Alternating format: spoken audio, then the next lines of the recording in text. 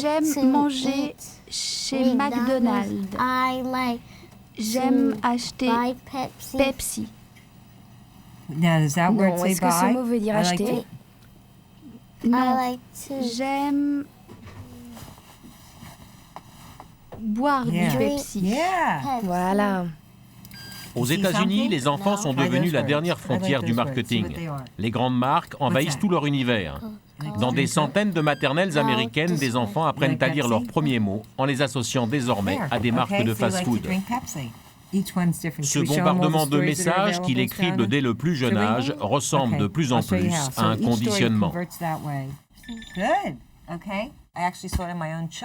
J'ai remarqué que mes propres enfants, quand on roulait en voiture, se mettaient à dire McDonald's ou Roy Rogers, et ils n'avaient que 2 ans, c'est-à-dire qu'ils ne savaient pas encore lire, mais ils pouvaient déjà reconnaître le logo des marques. Good. Et les And where are you livres going to put it? à la poubelle. Why? Pourquoi? Parce que les livres ne se mangent pas. Bien. Good.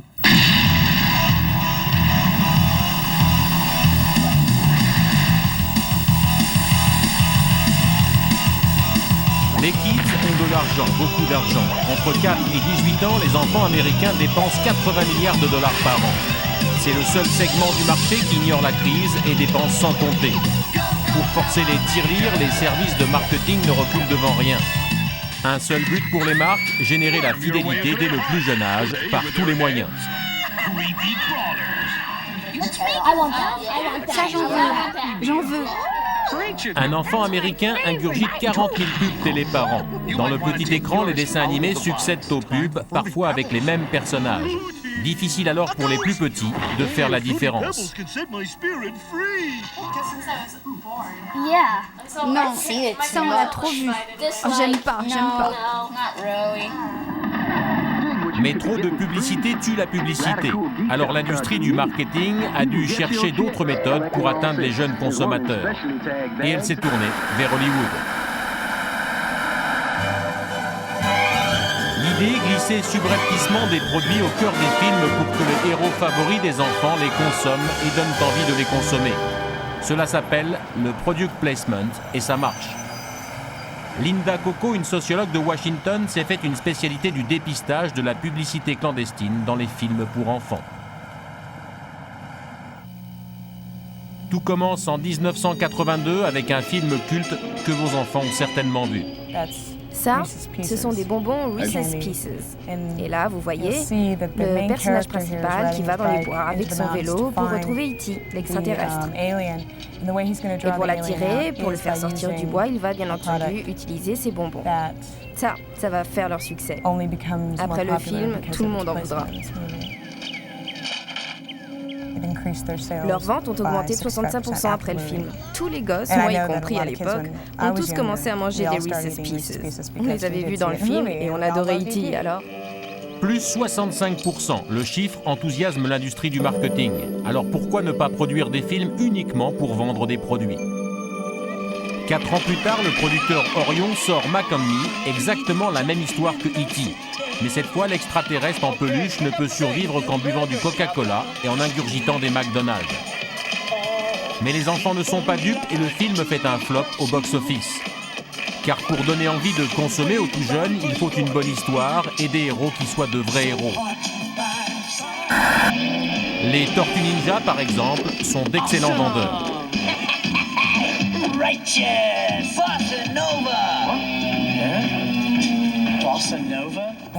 Regardez ça, c'est incroyable. Le logo Domino Pizza va nous passer juste sous le nez.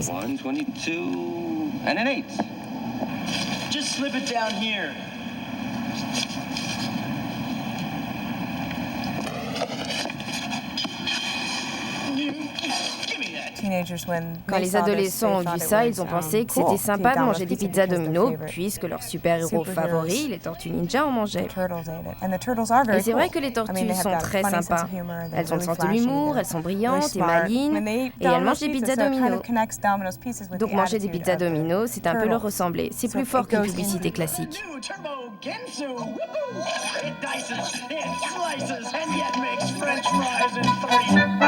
À force d'apparaître partout dans les films, dans la rue, à la télé, les grandes marques alimentaires sont devenues tellement familières aux enfants qu'elles font partie de leurs jouets. On mange chez Pizza Hut, on joue avec des pizzas en plastique et Barbie et ses copines vont faire la fête dans un mini-restaurant, Pizza Hut bien sûr. Quant aux films pour enfants, leurs héros génèrent tellement de peluches, figurines, bonbons, brosses à dents, bains moussants, savons, pansements, qu'on peut désormais les considérer comme de vrais supports publicitaires. Les produits dérivés, comme on les appelle, peuvent désormais rapporter jusqu'à 10 fois plus que les entrées en salle. Cette peluche vient d'un film qui n'est même pas encore sorti. Le film s'appelle Balto. Ils ont déjà fait des pubs à la télé. Parmi les rares institutions qui s'élèvent contre ces méthodes, le Centre pour l'étude du commercialisme de Washington, D.C. Michael Jacobson, son créateur, s'est rendu célèbre en publiant plusieurs best-sellers sur le sujet. Ça commence dès le plus jeune âge. Les entreprises essayent de familiariser les enfants avec un nom de marque ou un logo. L'objectif, c'est que les enfants les voient comme des amis. Avec ça, on peut cuisiner comme chez McDonald's. Mon sentiment, c'est que les enfants ne devraient pas être vus comme un marché. Ils ne devraient pas être des cibles pour publicitaires. Ils ne comprennent même pas ce que sont les publicités. Alors pourquoi profiter d'eux? Tous ces publicitaires surdiplômés n'ont en face d'eux que des mômes de 3 ans. Ce n'est pas du jeu. Cet homme, c'est le gourou des publicitaires. Pour lui, 3 ans, c'est déjà trop vieux. La vraie cible, c'est le nourrisson. Je ne sais pas encore ce qui se passe entre l'âge de 2 mois et celui de 2 ans. Mais c'est dans ce laps de temps qu'un enfant devient un consommateur au sens le plus élémentaire.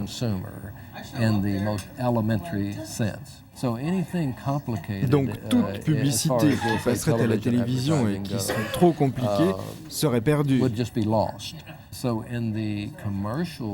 Ce qu'un publicitaire peut espérer, c'est créer chez l'enfant une représentation visuelle du produit dans son subconscient.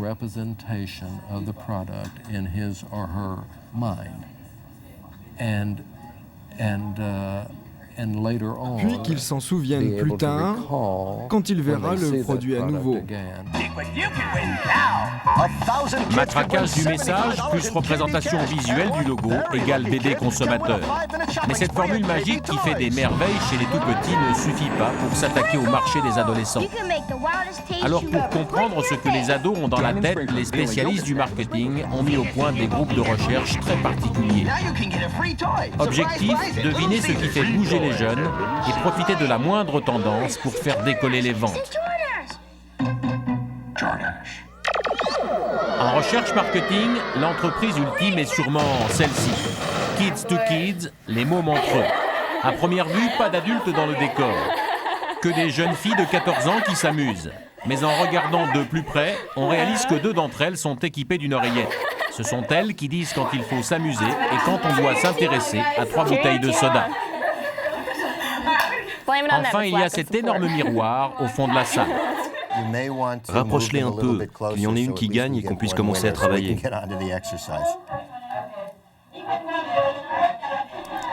Voilà, comme ça. Derrière le miroir, 2 spécialistes du marketing équipés de micros sans fil. Rick Lickman et Cathy Miller donnent des ordres aux 2 jeunes filles. Ils observent, surveillent et prennent des notes. Demande-leur laquelle des bouteilles est la plus sympa, laquelle est la plus cool. Les filles, on voudrait savoir laquelle de ces bouteilles est la plus cool pour vous.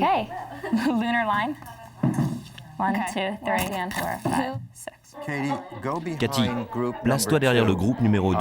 On dirait qu'elle ne travaille pas vraiment. La rouquine, va derrière elle et assure-toi qu'elle participe.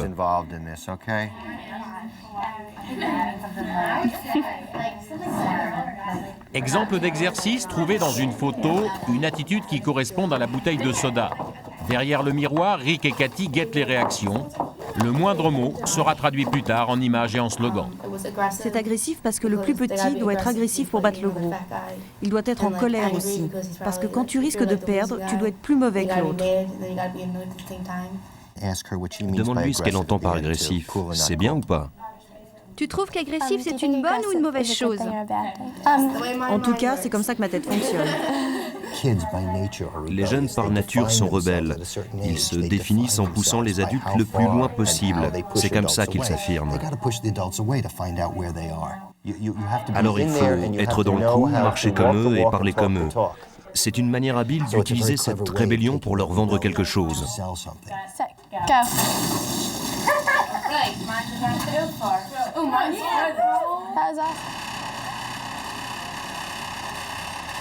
Existerait-il un sanctuaire où les sorciers du marketing ne pourraient poser le pied?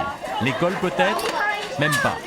Tous les matins, la première chose que font 45% des écoliers américains, c'est regarder Channel One, une émission produite par K3, une entreprise de communication basée à New York. Channel One, c'est 10 minutes d'information pour 2 minutes de publicité, pour des sodas, des fast-foods, des crèmes contre l'acné et des jeux vidéo. L'émission arrive par satellite dans 12 000 écoles, puis directement dans chaque salle de classe. Impossible de débrancher le poste, interdiction de sortir pendant la diffusion.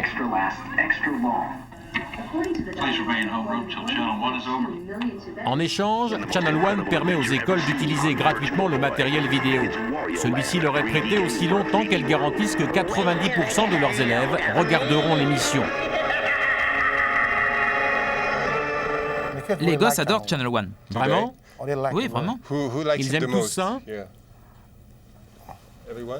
Tout le monde, ils adorent tous. Et les pubs, qu'est-ce que vous en pensez? Les pubs sont fabriquées pour nous parce qu'on est des enfants. Des trucs comme Virtual Boy. Et tu connais ce produit? Ouais, j'ai déjà joué. C'est assez sympa. Moi, par exemple, la pub qu'on a vue sur Super Wario, eh bien, je ne savais pas qui était Super Wario. Je croyais que c'était Super Mario. Et c'est lui qui m'a expliqué. C'était quoi le jeu, au fait? Wario. Et qui est Wario? C'est le frère jumeau de Mario. Méchant ou gentil? Méchant. Il est méchant et moi je ne savais pas ça. Non, les mots m'adorent, Channel One. Channel One est un véritable coup de génie pour les publicitaires new-yorkais de Madison Avenue qui l'ont lancé il y a 6 ans. La demi-minute de pub se vend 1 million de francs. Channel One offre tout ce dont rêvent les annonceurs, un public de 8 millions d'adolescents qui ne peut pas zapper la pub. Si vous êtes annonceur sur Channel One, il y a 2 choses qui sont importantes. D'abord, vous soutenez un programme télé unique et de grande qualité. Grâce à vous, les jeunes adolescents américains vont pouvoir recevoir des nouvelles du monde. L'autre chose qui est importante, c'est que nous avons 12 000 écoles et 8 millions d'élèves qui nous reçoivent. Cela fait de nous l'émission avec le plus fort taux d'audimat dans l'histoire de la télé pour adolescents. Nous sommes uniques. Nous sommes le seul endroit où McDonald's, Pepsi et Disney peuvent cet après-midi toucher 8 millions de jeunes. Dans de nombreux collèges, pourtant, Channel One a rencontré une opposition violente. Si vous refusez de regarder Channel One, vous serez suspendu pendant 3 jours. En 1990, dans le Nord Dakota, 300 élèves protestent en quittant leur classe. C'est contre la Constitution de nous forcer à regarder cette émission et ses pubs. Devant les télés locales, des enfants de 13 à 14 ans invoquent la Constitution des États-Unis pour exiger le droit de ne pas regarder les publicités.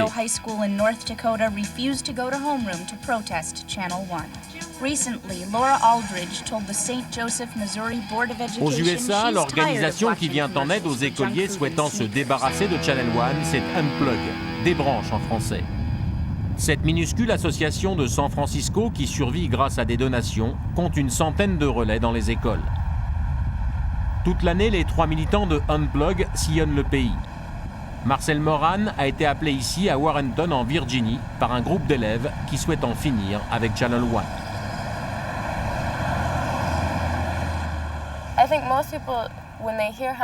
C'est quand les parents découvrent que Channel One gagne 4 millions de dollars par semaine grâce à la pub qu'ils commencent à réagir.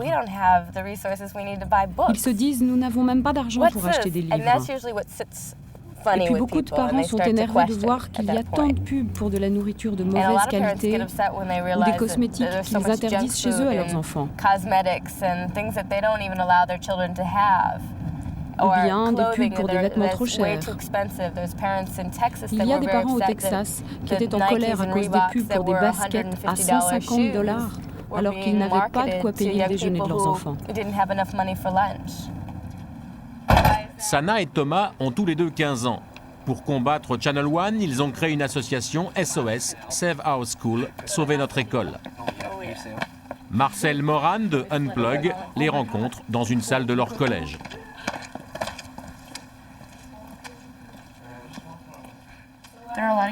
Il y a beaucoup de jeunes qui trouvent ça normal parce que c'est pareil que de regarder la télé à la maison.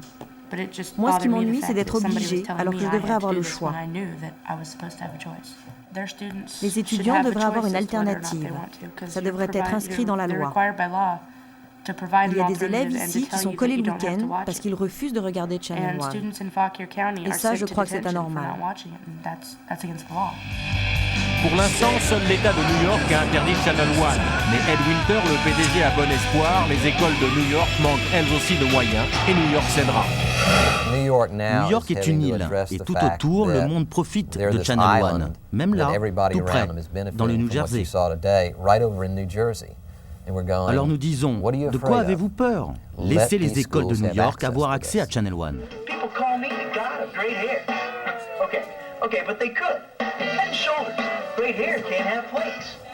Mais Channel One n'est pas le seul canal par lequel les marques commerciales envahissent les salles de classe.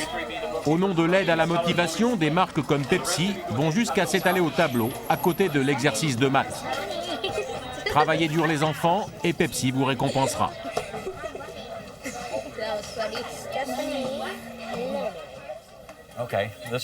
Attendez, je vais vous montrer un petit peu comment ça se passe ici.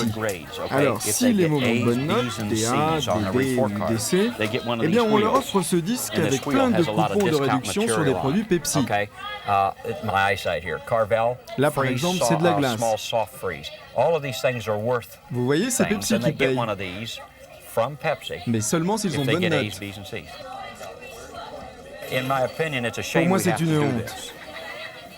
Mais c'est l'état de ce pays aujourd'hui. Il faut motiver les gosses comme on peut. Mais je ne peux rien faire, alors je préfère me taire. Chaque année, des dizaines d'agences de marketing abreuvent les écoles de plus de 100 millions de pseudo-kits pédagogiques ou de couvertures de livres qui ne sont en fait que de la publicité pour les annonceurs. Cette publicité est apparue dans un journal professionnel pour entreprises. Elle dit « Contactez-le au bureau ». Son premier boulot, c'est la maternelle. Modern peut placer votre matériel éducatif sponsorisé dans son école. Alors, si ce client vous intéresse, appelez-nous. C'est un appel flagrant aux entreprises pour qu'elles fassent leur pub au cœur de l'école.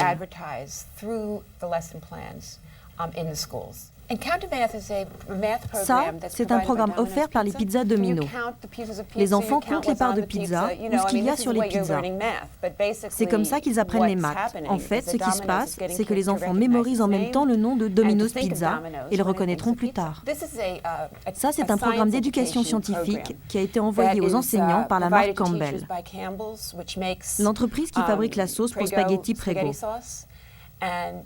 Grâce à cette méthode, les enfants peuvent démontrer que la sauce Prego est plus épaisse que la sauce du concurrent Ragout. C'est exactement la pub télé. Pour l'industrie alimentaire américaine, les enfants sont des clients de choix. Ce sont eux qui consomment le plus de chips et de bonbons chimiques. Toute cette nourriture gadget que les Américains appellent la junk food, la bouffe poubelle. Twizzlers, c'est de la bonne bouffe américaine. Des cookies au chocolat, des beignets pour mon fils quand il a une fringale à minuit. Ça, ce sont mes préférés, saveur barbecue. Plein de soda light avec que des bons produits chimiques, excellents pour la croissance. Là, il y a toutes sortes de marshmallows. Avec plein de sucre. Quand vous mélangez tout ça, c'est sucré à en être écœurant. Demandez à ce petit gars là-bas. Moi, j'aime bien manger de la junk food. Ils dépensent des millions de dollars en publicité, très excitante à regarder pour des mômes, et ensuite, évidemment, ils tannent leurs parents pour qu'on leur achète. Qu'est-ce qu'on peut faire? Sur le plan diététique, la junk food est ce que l'on peut imaginer de pire. Beaucoup de sucre et de graisse, peu de protéines.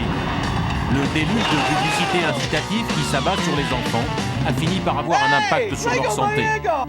Aujourd'hui, un petit Américain sur 4 est obèse. En 1993, l'Académie des médecins pédiatres américains mène une étude très poussée. Les conclusions sont formelles. Premier coupable de l'obésité enfantine, la télévision. Il y a une corrélation directe entre l'obésité et la quantité de télé que les enfants regardent. Et ces 20 dernières années, la situation s'est aggravée. À la télé, aux États-Unis, les publicités pour la nourriture représentent le tiers du total des publicités pour les enfants. Donc, ceux qui regardent la télé ont tendance à manger plus souvent les produits qu'on leur présente. Et comme ces produits sont pleins de calories, ils grossissent. La situation est si grave que dans certains hôpitaux, comme ici, à New York, au St. Luke Roosevelt, des services de pédiatrie incitent les jeunes obèses à éteindre la télévision. Il y a quelques trucs dont je voulais vous parler aujourd'hui, notamment le code de bonne nourriture et surtout les stimuli, ce qui nous pousse à manger. Quand je regarde la télé, j'ai pas vraiment faim et puis tout d'un coup j'ai une espèce de fringale irrésistible. Je vois la nourriture à la télé et j'ai faim. Je sais pas vraiment ce que je veux. Je sais pas si j'ai envie de salé ou de sucré. Alors je vais au frigidaire et puis je prends un hot dog ou ce qui me tombe sous la main. Alors que j'ai pas vraiment faim. Oui, moi-même j'ai remarqué. Quand je suis à la maison, si je m'ennuie et que je regarde la télé et que je vois toutes ces pubs comme McDonald's, où tout le monde a l'air si content. Ils mangent ces sandwichs bourrés de graisse. Jamais il n'explique le contenu diététique des hamburgers. Vous vous souvenez quand je vous ai montré sur l'ordinateur combien de graisse il y avait dans les hamburgers, les frites et les milkshakes? Mais tout le monde a l'air si heureux dans les pubs. Alors peut-être que vous pensez c'est un chouette truc à manger. Vous voulez que je vous dise? Les gens à la télé, ce sont des acteurs.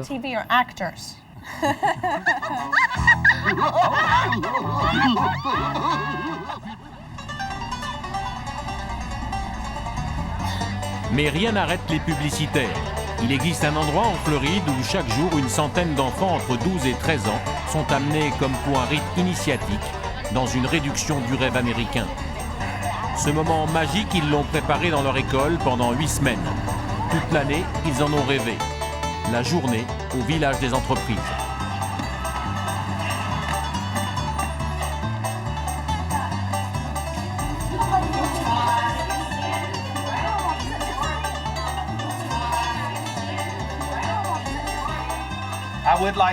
Je vous remercie tous d'être là. On va bien s'amuser aujourd'hui. Rappelez-vous que vous êtes des hommes d'affaires et des consommateurs. Profitez-en, sortez vos chéquiers pour une fois dans votre vie. Vous pouvez tout dépenser sans compter. Ne vous gênez pas, dépensez. Le village des entreprises, c'est une sorte de Disneyland du marketing. Une école en forme de centre commercial construit à leur mesure. Ici, les enfants peuvent s'initier aux joies du business et du shopping. À midi, ils mangent chez McDonald's. Et pendant la journée, ils apprennent à vendre tout et n'importe quoi. Pas de problème d'argent, ici tout est offert par les entreprises. On paye en faux billets, comme au Monopoly.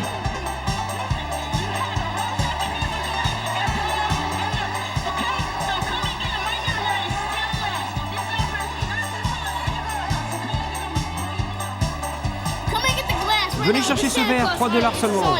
Regardez, il y a le Père Noël dessus. Vous pouvez boire comme ça, vous pouvez y mettre ce que vous voulez, du Pepsi, du Coca, ou même de l'eau.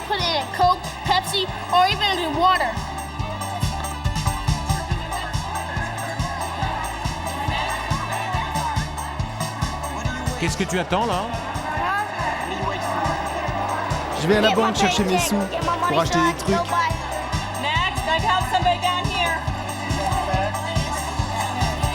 Les fondateurs du village n'ont eu aucune difficulté à convaincre les marques de financer leur projet.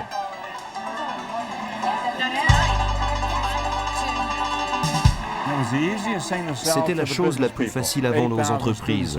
8000 élèves passent ici tous les ans et ils apprennent ainsi à connaître les entreprises comme McDonald's par exemple. Et du coup, ils retiennent leur nom et c'est donc une bonne pub pour elles. Plus tard, quand ils penseront drugstore, ils penseront Ecker Drugstore. Quand ils penseront fast food, ils se souviendront du McDonald's de Entreprise Village. Je crois que l'impact est très positif de ce côté-là.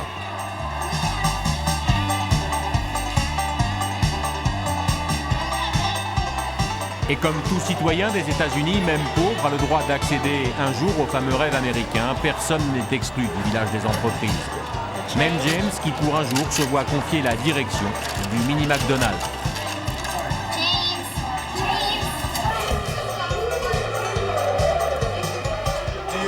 Tu aimes ça, manger des McDo? Oh oui. Et tu en manges souvent? Non, pas très souvent, quand je peux. Pourquoi tu n'en manges pas souvent? En vérité, je n'ai pas assez d'argent pour y aller tout le temps.